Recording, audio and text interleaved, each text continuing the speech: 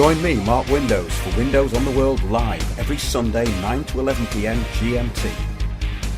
Check out our archive and programme stream at windowsontheworld.net. Good evening. Welcome to Windows on the World. What a great show we've got lined up. A lot of information tonight. And following on from our recent shows, yes, we're going to be looking at the post-truth world and the post-truth protest world. Yeah, we've been covering that quite a lot. It really is the meme and the biggest thing of the time, actually. We can't stop covering it. We can't stop covering the fact that MPs are now declaring a climate emergency. So the title of this week's show is Apocalypse Now, Real versus Fake, which is basically the devolution of Homo sapiens sapiens and the end of history as we know it. But first, let's talk about our talks, the bigger picture. Oxford, the 12th of May. If you'd like to come along from 12 to 6 p.m, it's £10 for the whole day. That's myself, Piers Corbyn and Sandy Adams. And we'll be taking the bigger picture, our series of talks, to Oxford, just outside Oxford actually, in Didcot. And you can find all the details on the homepage of windowsontheworld.net. You can book there on Eventbrite. So do come along if you're in the Oxford Didcot area. Also, we're going to be in Glastonbury on the 1st of June. So if you'd like to come and see us in Glastonbury, do book online, and that will be on Windows on the World very soon. It'll be put up in the next few days, actually. We're going to be in Glastonbury on the 1st of June. So, new audio books coming soon as well from Windows on the World. They'll be uploaded to the website where you can download them from there. So that's another thing that I've been working on in the background. Lots of information coming in from loads of people all over the country. So please do keep sending me your emails. Now, thanks for the info, especially on fake protests and change agents who have now apparently taken over everything. So, yes, the devolution of Homo sapiens and the end of history as we know it. But first, got some info here following our investigations into the fake protest groups. You know the ones. Extinction Rebellion, the latest one, that is, which is aligned to controlled opposition groups such as Reclaim the Power and Climate Camp. Got a very interesting email, actually, from someone called Dell today. He said, "Hi Mark, your research into the fake green social engineering movement of Extinction Rebellion, etc. is fascinating. I was involved in the 2009 Climate Camp on Blackheath Common, South London, where I played as a musician. Nobody seemed to know who was funding this well-prepared and well-organised event, apart from one rather inebriated gent in a tweed jacket who claimed to be a member of the CFR. I presume that's the Council for Foreign Relations. And also, he described himself as a semi-retired civil servant. Oh, I see. That sounds interesting." He gestured around at the climate camp and said, "Who organises these events?" And then he answered his own question and said, "We do." He laughed heartedly as he claimed the entire eco-doom narrative was a scam. At the time, I regarded him simply as a drunk or deluded piss-taker, but in retrospect, perhaps he was telling the truth. Later on that evening, I shared a joint with Leela, right? The plain stupid activist who slimed Peter Mandelson. Okay, now plain stupid is another one of these really, really stupid kind of template websites, which are really kind of NGOs forming this shadow government. We put all that out on last week's show, actually. So have a look at Fake Protest Extinction Rebellion and the show we did last week, which will be the next one on from that in the list. And we went through all of these groups like Plain Stupid, Reclaim the Power, and of course Climate Camp Action, which is the one that we're referring to here. So he goes on about this woman from Plain Stupid, the activist. She admitted it was a pre-planned stunt and was very evasive about who was funding these sort of groups and actions. She seemed like a nice but confused young woman who had a cult-type obsession with actions. That's direct action. That's what we've been talking about. All of these groups use the same narrative. They go for direct action. Interestingly, it was Demos, the public policy think tank which influences the media and takes its orders directly from MI5. We know that because we met them, who said the new democracy will work with a combination of open infiltration and citizens groups taking direct action. So that's exactly what we're talking about here, controlled opposition. So said, basically, yes, as a former Buddhist cult member myself, I'm aware of the control dynamics of these sorts of things. My brief association with eco-fakes came at a forum they held in Imperial College prior to the Copenhagen climate talks. I stood up and called most of them hypocrites who would happily squander jet fuel to fly to Denmark and go on about basically about achieving nothing, and then squander more jet fuel flying home. I described global capitalism as a Titanic that was already sinking. The only sane option was to abandon the mainstream and find ways to live off grid, as co-ops, etc. This was met with moans and groans. No more iPhones, internet, Tesco, ready meals, etc. I felt great contempt for them. This lady, however, the one from Plain Stupid, sitting on the stage, was the only person who smiled at my comments. I never saw any of them again. Thought you might find these reminiscences interesting. Now, that is really interesting, Del, because a lot of them have actually turned up, both from Climate Camp and Occupy, as facilitators at, guess what? Yes, Extinction Rebellion. Now, this is from a soon-to-be contributor to the show, someone who sent us an awful lot of information and is a real activist. He said, we are now in the driving seat, and the line I will be using a lot of from now on will be stop the lie, as opposed to tell the truth. Exactly, because tell the truth has now been absolutely smeared by the use of it through Extinction Rebellion. They're telling the government to tell the truth about climate change. If the government told the truth about climate change, then the whole scam would be over and we'd have nothing to worry about. So, first, this evening, over to France. So another week of real and fake. The Yellow Vests in France, although battered by the police and infiltrated by undercover operatives who are attempting at all times to smear them, sees its 25th week of real protest against the global puppet Macron and the new totalitarian world looting scam.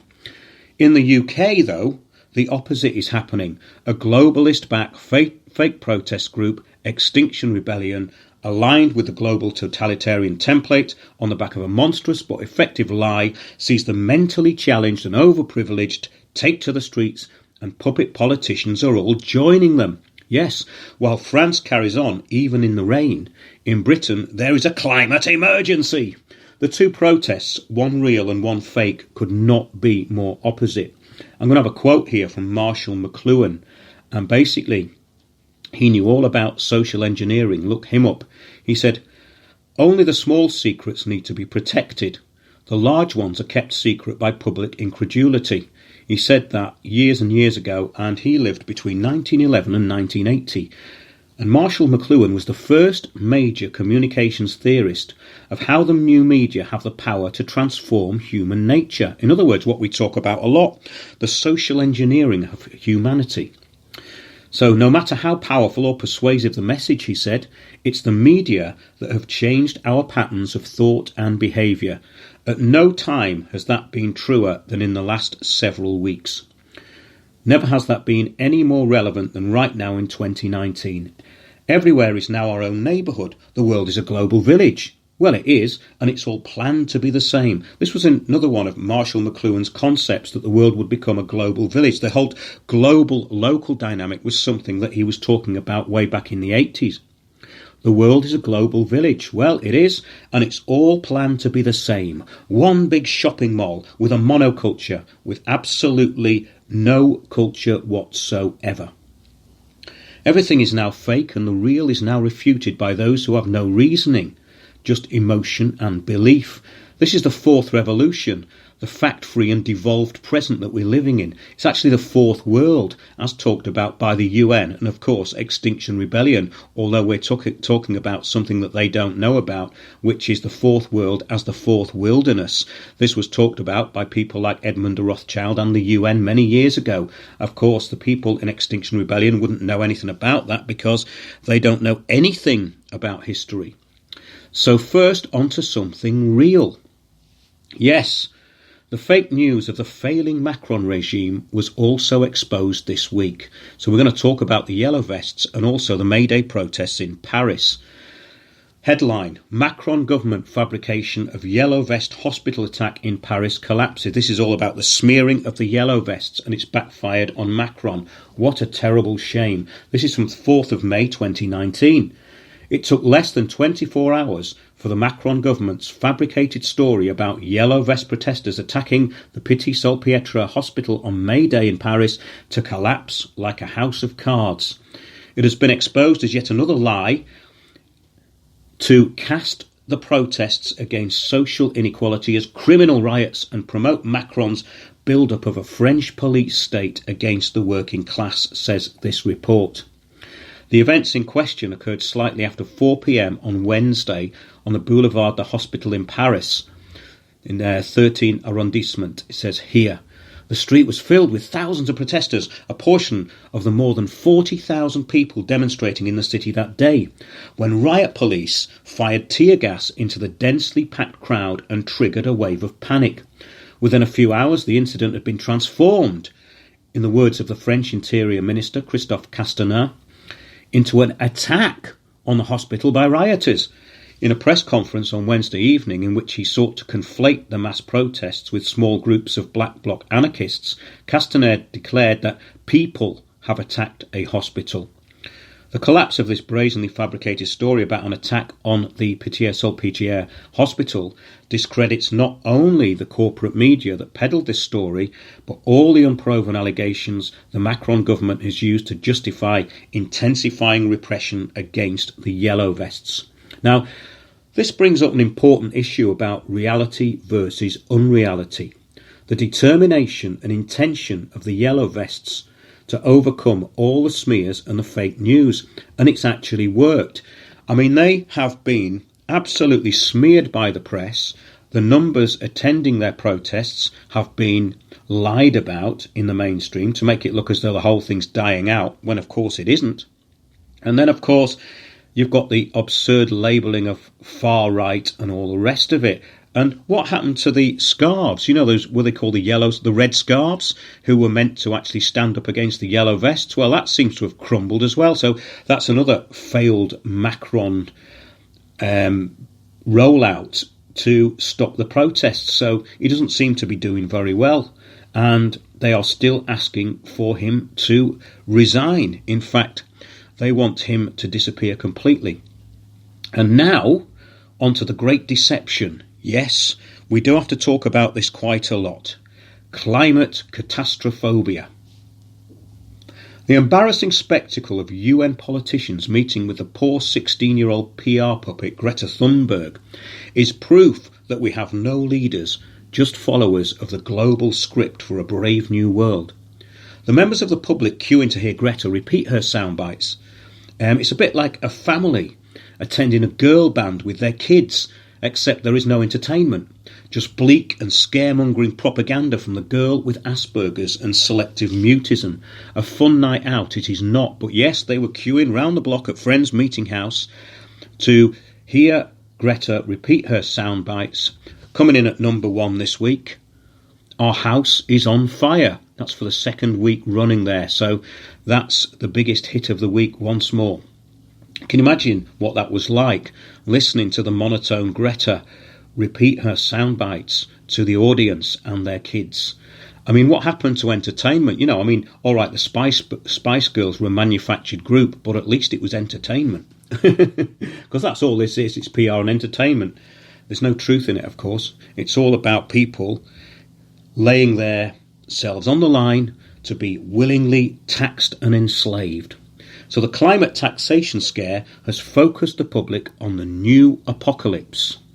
Now this, even when the official story of climate change catastrophophobia has not only been denied by its own creators, such as the UN, as we reported last week, but the BBC fake news, ironically titled Climate Change the Facts, this is their new show, has also been attacked by those within the mainstream. Even the Global Warming Policy Foundation called out the fact-free BBC documentary Climate Change the Facts as, well, absolutely factless. They outed the programme as deceptive and untruthful, as we reported on last week's show. So, the post-truth world is definitely here. So now, let's go on to media. Now, the lies in this propaganda movie that the BBC have put out, this is what I put on Facebook. Right, let's get into this. Yes, this is a posting that I put on Facebook. I've just found it. Yes, I put this on their BBC Facebook page. I said, now the lies in this propaganda movie have been exposed. Do the licence payers get a re-edit and an apology? It will be a few more quid from the public purse for David Attenborough's voiceover and public apology from him, but I'm sure your viewers won't mind. That got quite a lot of likes on the BBC Facebook page, so I'm quite pleased about that. A lot of people joining in with that, and a lot of people understandably very irritated by the fact that it's put out as a fact. So let's carry on with the show and back to anti-Semitism, because we're never going to be allowed to forget it. So meanwhile, the anti-Semitism smear campaign continues against Corbyn for writing a review of something with some possibly offensive but factual lines, which is the latest slur. Well, according to the Hasbro Trolling Corporation it is. Hasbro is, of course, the handbook for attaching negative slurs and using ad hominems against those who may not be friends of Israel. So, even The Guardian, though, a real puppet paper for the puppets, was rather scathing of the latest offensive against Jeremy Corbyn. The campaign about anti-Semitism in Corbyn's Labour Party is getting absurd, said The Guardian. The latest relating to comment he once made on the classic text Hobson's Imperialism. In response, the online publication stated, a study has been taught for years in universities up and down the country. I taught it myself, says the writer. No one has ever felt the need to highlight the 10 lines or so in a book of 400 pages which are anti-Semitic, but Corbyn was expected to do this. Of course, because if you are outside the puppet show, then you are not only an anti-Semite, but most probably a white supremacist Nazi fascist, not necessarily in that order. All these terms have been officially stripped of any meaning that the real perpetrators never get mentioned. And it's getting worse all the time. What about this online harms paper that we talked about the other week? If that comes in, then the internet could be doomed as we know it. The extreme far-left Likud party, run by our own Prime Minister Bibi Netanyahu, never gets any criticism whatsoever. I wonder why that is. Now, meanwhile, the comedy element of UKIP, Carl Benjamin, is still being castigated for saying he would not rape Jess Phillips MP, right, who seems to have misinterpreted the statement to mean that he was offering to. Now, he has since stated that maybe he would, but he had some doubts as to anyone having that much beer to make it possible. Now, his comments are a bit reckless for a politician, which is actually what he is now, or he wants to be, his potential one, but far worse has been uttered by most. So why is it that the media focuses on trivia week after week after week after week? Virtue signalling trivia is all we ever hear. This is why we have to have an alternative media. It is absurd, though, absolutely absurd. But the mere fact that any of this distraction is taken seriously by any media outlet shows that there is not much to look forward to in the new global revolution. You know, the one that's been announced, the fourth global revolution I think we're in at the moment. But the mass awakening has been replaced with mass distraction and narcissism.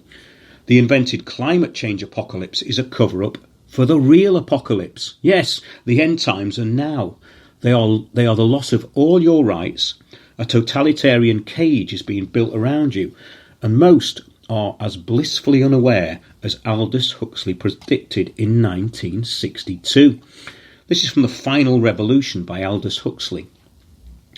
There will be in the next generation or so a pharmacological method of making people love their servitude and producing dictatorship without tears, producing a kind of painless concentration camp for entire societies, so that people will in fact have their liberties taken away from them, but will rather enjoy it, because they will be distracted from any desire to rebel by propaganda or brainwashing enhanced by pharmacological methods. And this seems to be the final revolution. This is the revolution that's happening at the moment. This is the revolution of Extinction Rebellion. This is the revolution that's enhanced by pharmacological methods. This is the revolution that's all about virtue signalling. This is the revolution that's about the post-truth world, about untruth trumping truth. Yeah.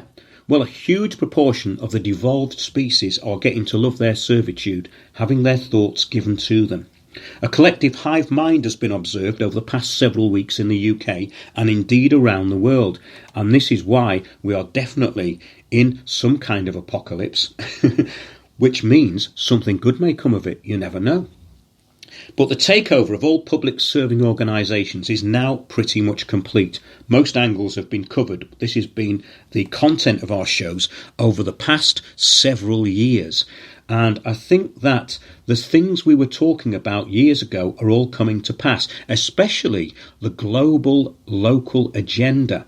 I was talking to Richie Allen about that last Wednesday on the Richie Allen Show. Go back and have a listen to it, because myself and Richie covered some great points on that, and I think it's really a good way of getting into this subject, this global local idea, this idea that all of this globalism is implemented at a local level, and that's where you see it, and that's where you can do something about it. That's what our talks are about, the bigger picture.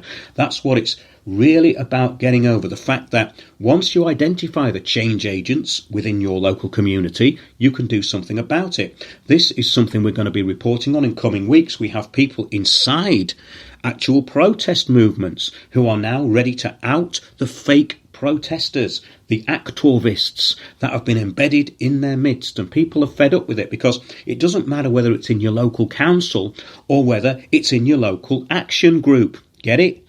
Direct action group, meaning that it's a controlled opposition. So everything's kind of controlled opposition now. This is the fakes versus the real. So all the real people need to stand up and do something about it. Even though there's not that many of them, they can have a great effect, because the truth always defeats a lie in the end. So the investigative minds of the past have been replaced by unthinking repeaters everywhere, empty shells specialising in just repeating what they are told and regressing into mental midgetry. Have you noticed that? Have you noticed that when you try and engage in conversation with people? I get a lot of information coming through that this is an epidemic. It's almost like a cult of zombies. But a lot of it is to do with reduced vocabulary and reduced mental capacity. Now, these two go very well together. People who can't express themselves using sound bites, having other people speak for them and then repeating it, like the 97% of scientists agree, like climate emergency. I mean, can anyone point out this emergency? Because I haven't actually seen any evidence of it yet.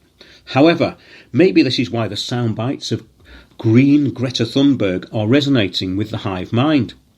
That's probably what it is. And of course, Greta's on her world tour now, and she's performing her greatest hits. All the sound bites that were implanted into her mind by both her parents and of course the PR company, but mainly the United Nations. So, in more trivia from this week's London Metro, fake climate news salesman David Attenborough has had his smug face painted on a shop in Bethnal Green. Now, this despite the lies he read out in the script for Climate Change the Facts, the fact-free drama put out by the BBC, which we've actually alluded to in the last couple of shows. It says here, artist Jerome is the man behind the East London artwork, which can be found on the side of a tropical fish shop on St Matthew's Row near Bethnal Green. The colourful piece, which depicts the natural historian looking at a tropical bird, took around 2 days to complete.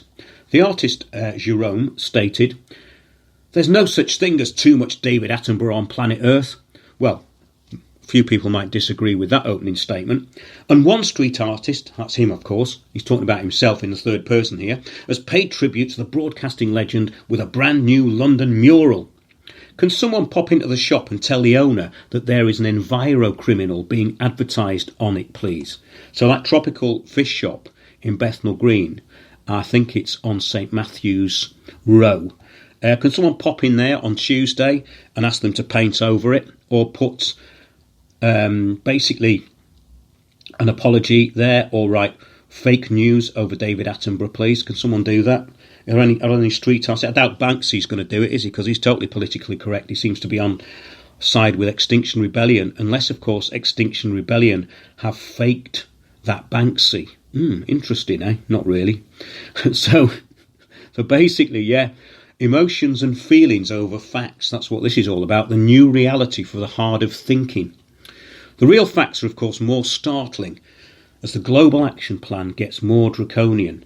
Now let's look at the burning of Notre Dame, plus the hundreds of churches vandalised in France, and it's a sure sign that the Antichrist means business.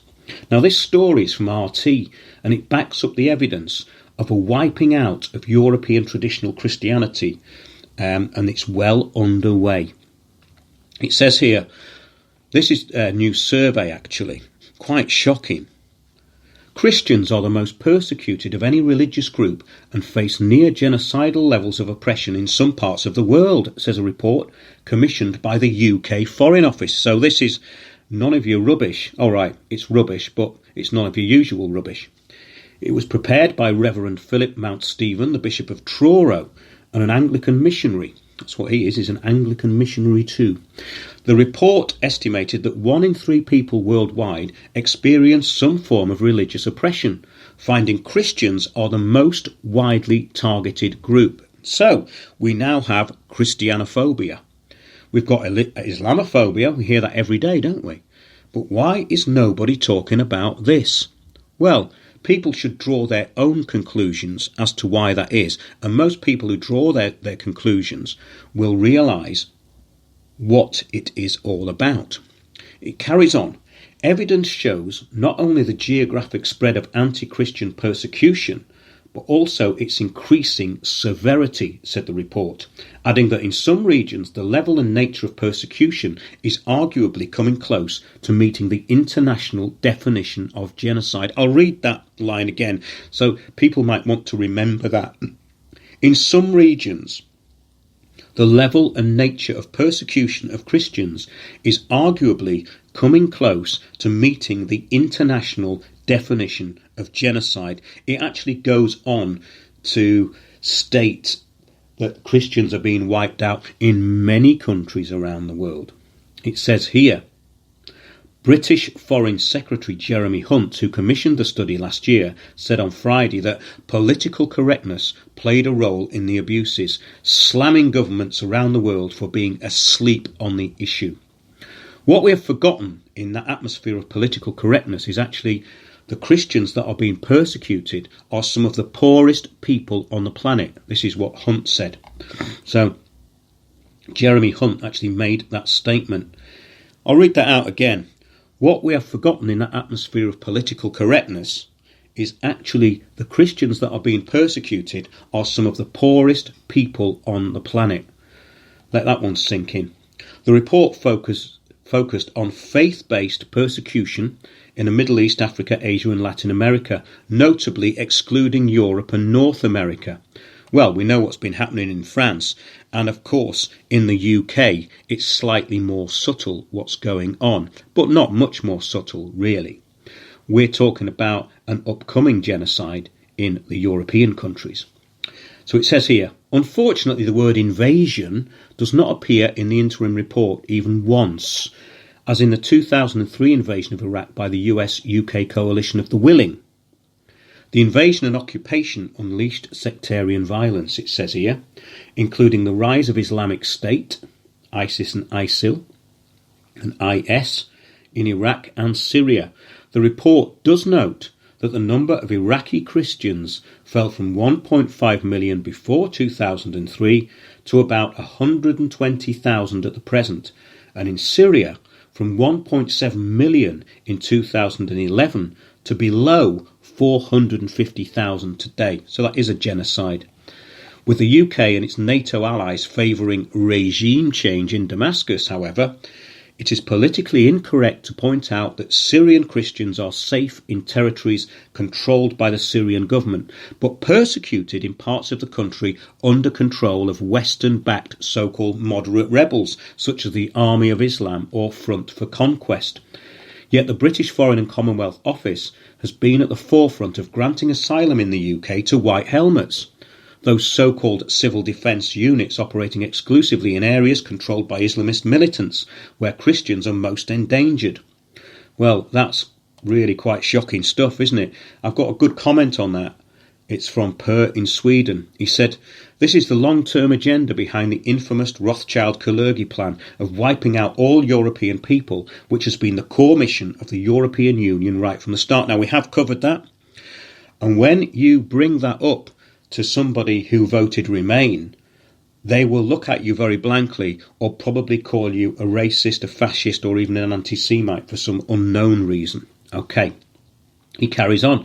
It is worth noting in this context that the foundational treaty of the European Union, the 1957 Treaty of Rome, was drafted under the supervision of none less than Robert Rothschild. So they literally drew up the whole edifice themselves. That's how important they considered this task. Leaving it to others might jeopardise the 2,000-year-old core mission, and they weren't going to let that happen. This is, of course, referring to the globalist takeover of the world, and through documentation that's all available to the general public, but which is sometimes deemed to be fake or fake news by the fake mainstream media. So let's get on now to more great news for inclusivity, vibrant communities and diversity. Yes, let's carry on with the anti-white agenda, which is now out in the open. This is from America, from Wake Forest University. It's hosting a series of listening sessions for faculty and staff of colour that aim to advance inclusion efforts on campus. The main point being here that white people aren't allowed. So this is what they mean by inclusion now, you see. Inclusion and diversity. It says here, the listening sessions come amid ongoing racial tensions on campus, including a protest Monday at which some students decried the white supremacy that allegedly runs rampant at the private North Carolina institution. Now, this is very interesting because even I've been called a white supremacist, and if you look at my background and who I associate with and what I've done, these people calling me that are themselves actually white supremacists, but we're not allowed to say that because they have a religious bias. And they can get away with anything. They can use ad hominems and slurs, you see. When we use ad hominems and slurs at Windows on the World, well, we wouldn't use them, would we? We never use ad hominems and slurs, you see. So that's why we get attacked, because we actually tell it as it is. We put out fact rather than fiction. It says here, the listening sessions come amid ongoing racial tensions on campus. Yes, okay, so now we know that anything to do with whites having equal rights is now white supremacy. That's basically the way it works. If you've ever actually looked into what these fake liberals are actually saying, these people who call themselves progressives, then that's actually what they are. They're actually incredibly racist towards white people. I think this actually needs saying now. All right, we've got the lunatic fringe like Tommy Rabison and, of course, Rebel Media and all these people who are pushing white nationalism for their own agenda, which is not for the good of the people of this country, of course. And anything to do with us talking about this will immediately get us aligned with them. Well, they were in the children's playpen at the Brexit party in Parliament Square, and fortunately they stayed there. The adults were on the other side of the square, and they were giving very reasoned and calm arguments and protests about the EU narrative. This is a letter anyway, carrying on with this, getting back to this, the basically banning of white people from inclusion sessions. It says here, dear faculty and staff colleagues, this is a reminder about our upcoming listening sessions on inclusion that I am holding for faculty and staff of colour over the next several weeks. So how can you have an inclusion session that says it's for staff of colour? Well, everyone's a different colour, aren't they? But they're excluding one colour, white. It's just incredible, isn't it? This was stated on April the 18th in an email from Michelle Gillespie, the Dean of the College, to the campus employees. The email, a copy of which was obtained by the College Fix, continued. Now, this is from them, actually, from a magazine called the College Fix. It says, here are the upcoming dates and information. For faculty/staff who identify as faculty/staff of colour, come in on Monday, April 22nd at 4 p.m. For faculty staff who identify as faculty/staff of colour, Thursday 2nd of May, 11 a.m. For staff who identify as staff of colour only, Monday, May the 6th, 4 p.m. So, of course, what they're doing here is they're making a huge racial divide, and they're saying white people aren't allowed in. So here we have the discrimination for the totalitarian political correctness, which brings in the much needed conflict, so that anyone complaining can be called racist. That's all it's about. Divide and rule. The Hegelian dialectic. Thesis, antithesis, solution. The solution is the totalitarianism. No one can say anything. And the indigenous Europeans, the people who are being wiped out. I'm starting to sound like one of these sort of networks now, aren't I? But because these news stories are not being put out into the mainstream, I think it's very important to bring it up. We're very modest about what we do at Windows on the World, and we're very modest about where we come from. We are actually internationalists. We're not globalists, though. That's the difference. We're not globalists, we're internationalists, you see. And we see every side of what's going on everywhere in the world. Obviously, the side of it that needs putting out most is the side not covered by the mainstream media, which is, of course, the truth. So here we have the discrimination for the totalitarian political correctness, which does bring in the much-needed conflict. I'll reiterate that, so that anyone complaining can be called racist. The antidote's better, isn't it, to racial harmony is inclusivity. The divide and rule strategy to keep the plebs fighting and distracted from what the grown-ups are doing behind the curtain. But more importantly, so that we cannot see what type of grown-ups are doing it.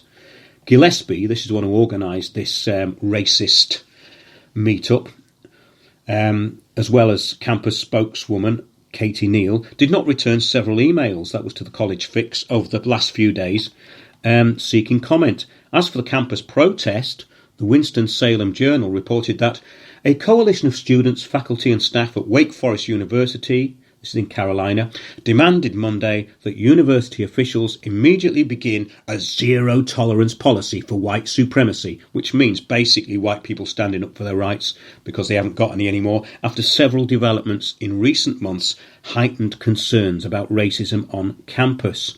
Now, when we actually find out what this racism on campus was all about, it was actually to do with something that had been posted years ago in a student newspaper about someone blacking their face up. And they didn't say what colour they were originally, right? And it was also to do with something that had been posted which was competitive to another university, saying we should build a wall between this university and that university, a throwaway comment which has been deemed to be racist by the politically correct drone slaves of the state who are imposing slavery on the rest of us. Now, it would be interesting to see what they defined as racism. Maybe someone exercising their long-gone inalienable rights. Do you remember inalienable rights? Weren't they great? However, we're going to get on to another story which lines up with all this. Police attacked the Nordic resistance movement in Kungälv on the 1st of May 2019. Now, this was in Sweden, and I tried to look for the video of the police attacking this political group, and it wasn't available in the UK. Not available in this country, not allowed to watch it. It was on the 1st of May, May Day 2019, after the movement's shield bearers protected against the Antifa counter-protesters who the police allowed to get very close. So as usual, as the same in this country, people who are on the so-called extreme left, which is totalitarian left, they're allowed to go out on the street and they're encouraged and facilitated by the police. Yet people who may want to have a counter view to that, in other words, vote Brexit, are the enemy. And there's plenty of videos about that on YouTube. Counter-protesters consisting of Antifa, It says here, were throwing rocks and banger bombs. One movement's member bled from his head. So this is from Per in Sweden, who sent me this. He said, the democratic occupation regime is in full swing. Nordic resistance movement held 2 demonstrations on Labour Day. He says this is the other one where Greta didn't go. You see, Greta Thunberg was also out protesting against these people, saying that they were far right, you see. He says, and Per carries on with something quite amusing. He says, I wonder what she might have felt about this. This other protest. I suspect it would make a deep impression on an autistic 16-year-old girl. I'd love to see her go through an epiphany-style sudden conversion event and turn into a fanatical national socialist. Well, she's pretty much getting there because she's working for the UN, and that's the sort of socialism that they like, international national socialism. He says, I think the reformed Nazi Greta would make tsunami-level splash across the globe. Wouldn't that be funny? All those people, they're basically the middle classes who are going to get looted the most by the climate change scam, who've gone to see Greta because the Spice Girls don't exist anymore. They could actually inadvertently become Nazis on the back of supporting Greta Thunberg if she changes her mind. Yeah, quite an amusing thing. And there have been comparisons, unfair comparisons actually, to Greta looking a bit like Hitler Youth, which is not really called for, but I suppose reasonably amusing, and not as distasteful as Carl Benjamin's not very distasteful off-the-cuff remark that we were talking about earlier on in the show. Now, the video of the police, as I say, and the protesters is not available in the UK.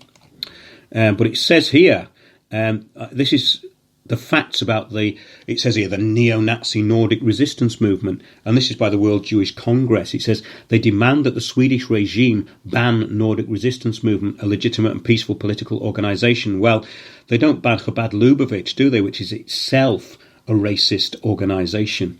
Oh, we're getting very near to the mark here, aren't we? So it says here, all 7 facts quoted in their video are either made up from whole cloth or distorted beyond recognition. Foreign viewers have no way of checking these facts, but to us who live here and follow developments on this front, the WJC's allegation against Nordic resistance movement is nothing but a pack of lies. Well, that's a change, isn't it? I mean, it doesn't really matter whether it's the ADL or Wikipedia.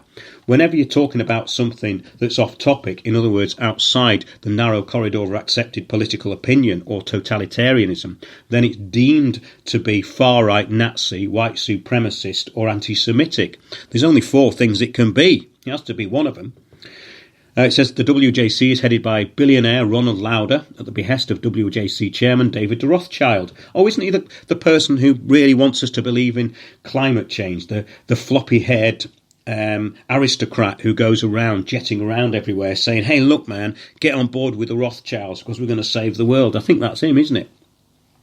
Yes, Lauder is merely the figurehead, it says here, and go-between. The Rothschild clan control the whole thing, and WJC, in its turn, controls the entire supremacist power structure around the world. Well, this brings us on to the ultra-right-wing Zionists who get away with racial harassment and slander to an extent that would not be possible in a sane world.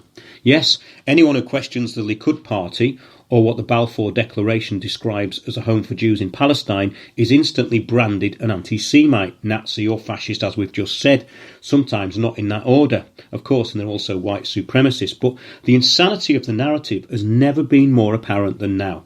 The end is nigh, and it has nothing to do with the weather. The extinction of rights and truth is imminent, but the lie of climate catastrophobia is still a convenient cover story, and it's a brilliant business plan to fleece everyone on the planet and kill off those who can't pay for mitigation. You know what that is, mitigation, paying for something that's not going to happen, paying heavily for something that's not going to happen, paying mightily for something that's not going to happen, paying with your pension for everything that you've got, with everything that you've got that's not going to, for something that's not going to happen. This is the modern form of indulgence. That's all it is. It's updating the Roman Church. It's a new form of indulgence. How much do you want to pay for the world not to end? How much do you want to pay not to feel guilty about your carbon footprint?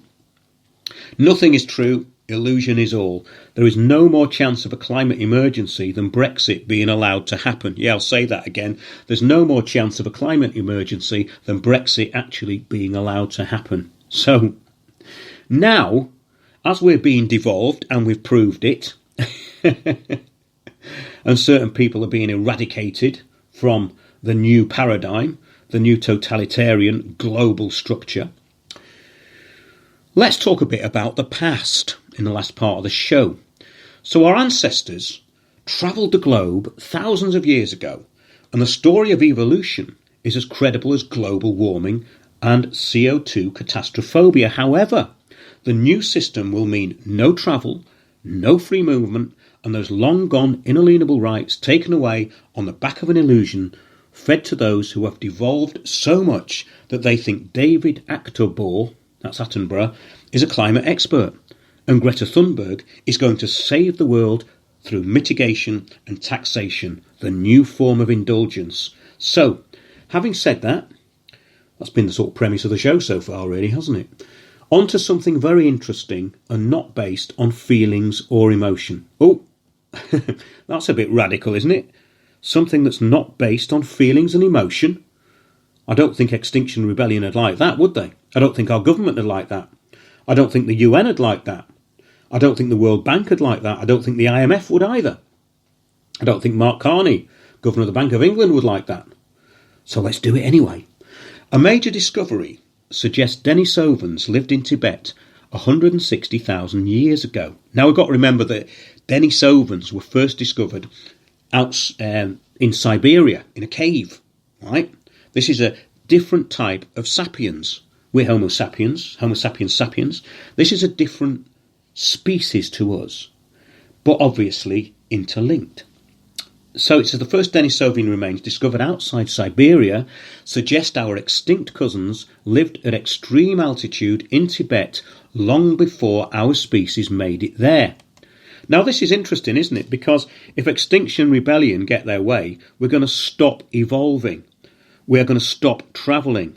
We're going to stop actually going to different parts of the world and putting our different footprints there. So in a way, you could say that Extinction Rebellion are white supremacists. You could, couldn't you? Because they don't want us to go anywhere. It says the first fossil of our cousins, the Denisovans, ever to be discovered outside Siberia has been identified in Tibet. It hints that fossils from these extinct humans are more widespread than we thought and may help settle a long-running debate about our origins. Denisovans were discovered in 2010 when the DNA from an ancient bone fragment found in Denisova cave in Siberia was sequenced. Since then, a few other fossil fragments have been uncovered in the cave, and genetic analysis has discovered that many people in China and Southeast Asia carry a little Denisovan DNA. Now also we've got to remember that a lot of Europeans have 4% Neanderthal. This is really interesting as well. This reveals that our ancestors must once have lived alongside and interbred with our cousins.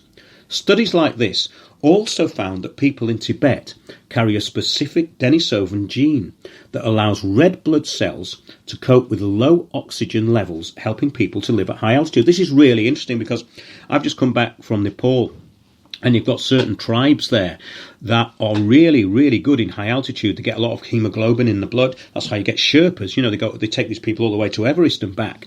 And they do it with stuff on their backs. They carry stuff all the way up and down.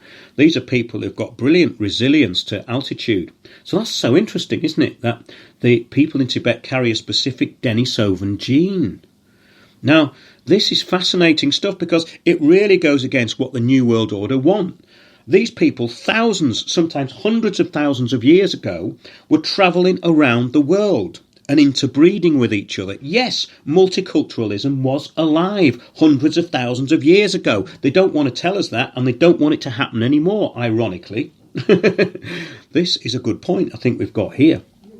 They carry on. It is mind-blowing that they could have lived in such an extreme low-oxygen environment.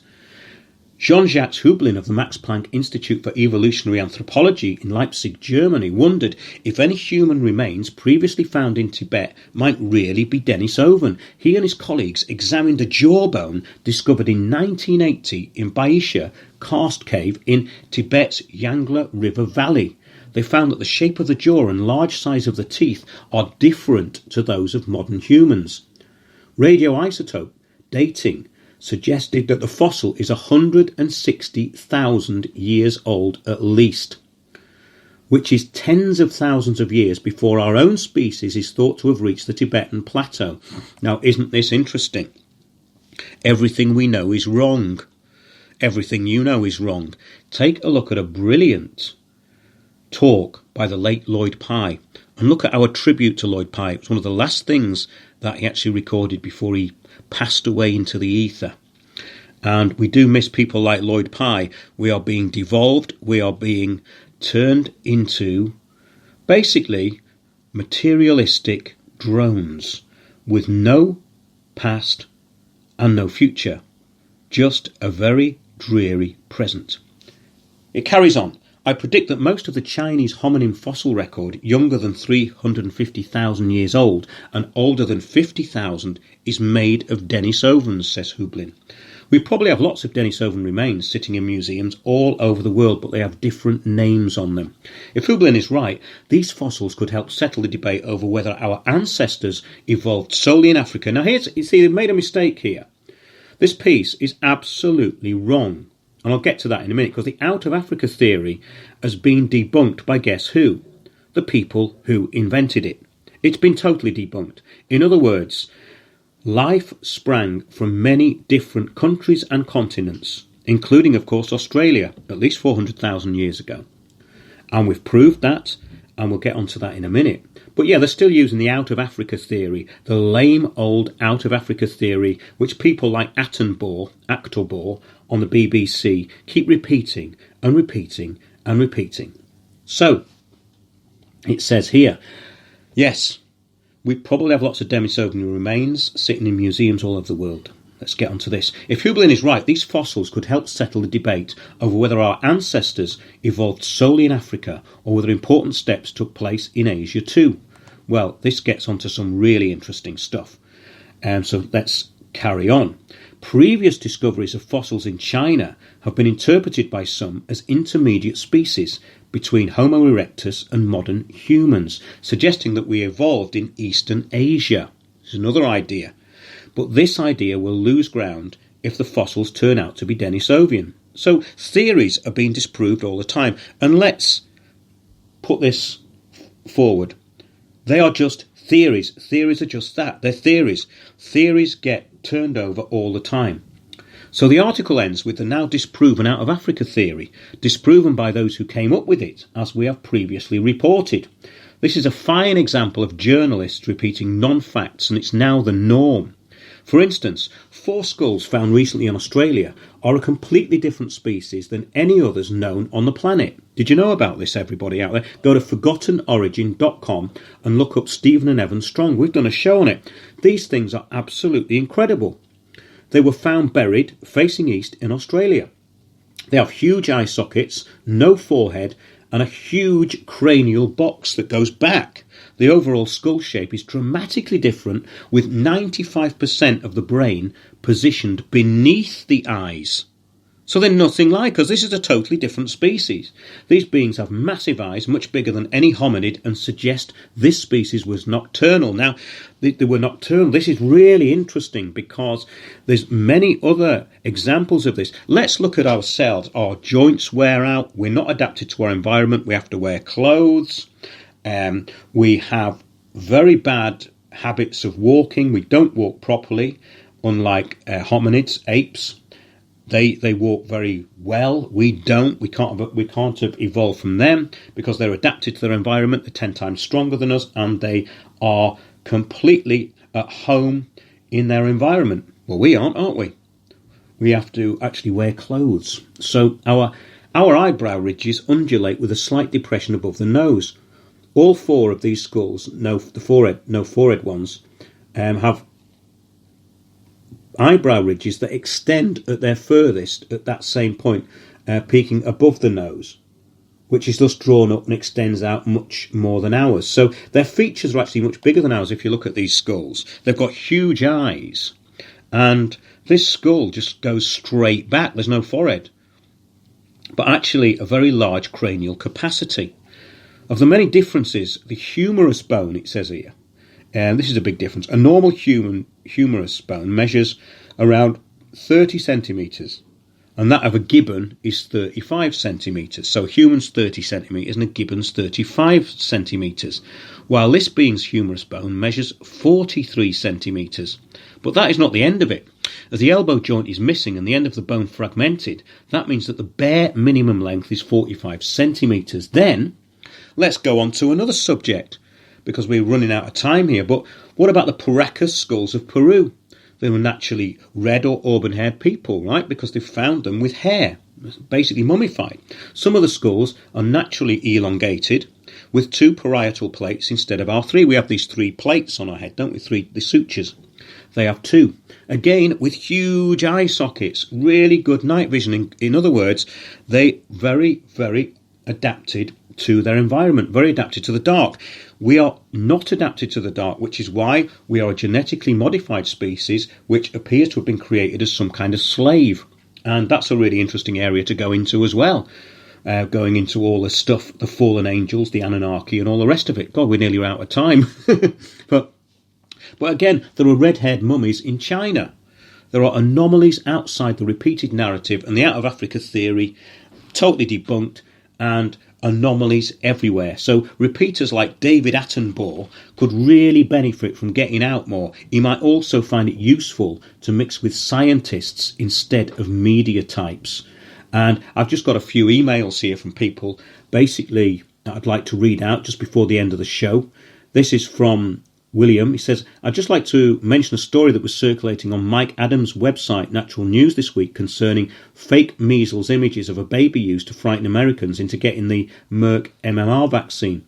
It would be good if you could cover fake news from Big Pharma and the media support it gets. Well, yes, we have done quite a lot on that in the past, and it's something that we will cover more and more, because we're going to have things like CBD oil taken away from us, and that's going to have to go on to the under-the-counter situation, because the government are about to take control of that, and they're about to make it public that it doesn't work. So anything that does work will be banned, obviously, for obvious reasons, because we are being depleted and we are being removed from the planet.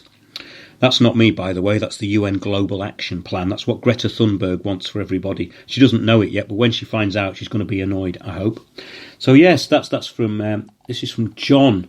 He said, having fastidiously posted contra information and scientific fact re climate change, including links to your output and Piers Corbyn, I seem no longer to be able to post any comments on YouTube. Having said that, some of my comments seem to remain available to view on other new platforms, such as The Guardian's clip output on Extinction Rebellion. Well, isn't that interesting? If you see any posts from JB with a picture of me at a urinal, that's what he says is his avatar. So I'll keep some of that out of the public domain. But that's really good. I get some very interesting emails, far too numerous to read out, but I think that's a really good place to leave it for this week. And yes, do join us in Oxford next Sunday, 12 till 6 p.m. It's on the website, windowsontheworld.net. Remember, 1st of June in Glastonbury. We'll be at the King Arthur pub in Glastonbury, again 12 till 6. So that's it from Windows on the World. Thanks a lot for listening, and do keep sending in your information, because what is coming out of this is something very fascinating, in that we are actually finding that the same narrative as we predicted is being rolled out everywhere. I'm just having a look what's in chat before we go. So thanks to everyone who's in chat.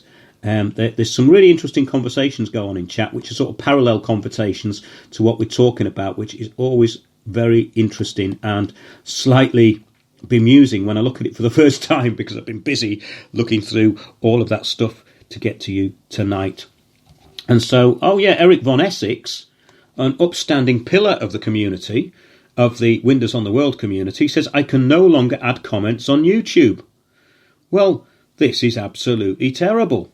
So, someone says, can I pay at the door at the Oxford talk? Of course you can. Yes, you can pay at the door. It's just that it's really nice to know how many people are coming, so we know how many chairs to put out. But if you want to pay on the door, no problem at all. Please do. Thanks a lot for listening, everybody, and catch up with you all next week on Windows on the World at the same time. Thanks a lot, everybody, and good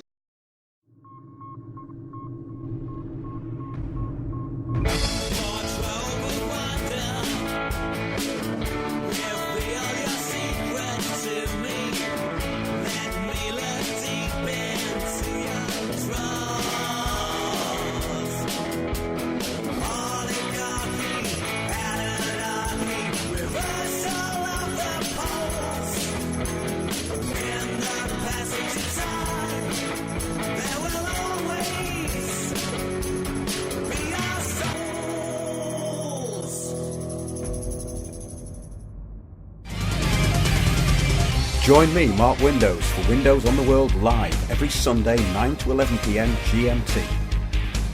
Check out our archive and programme stream at windowsontheworld.net.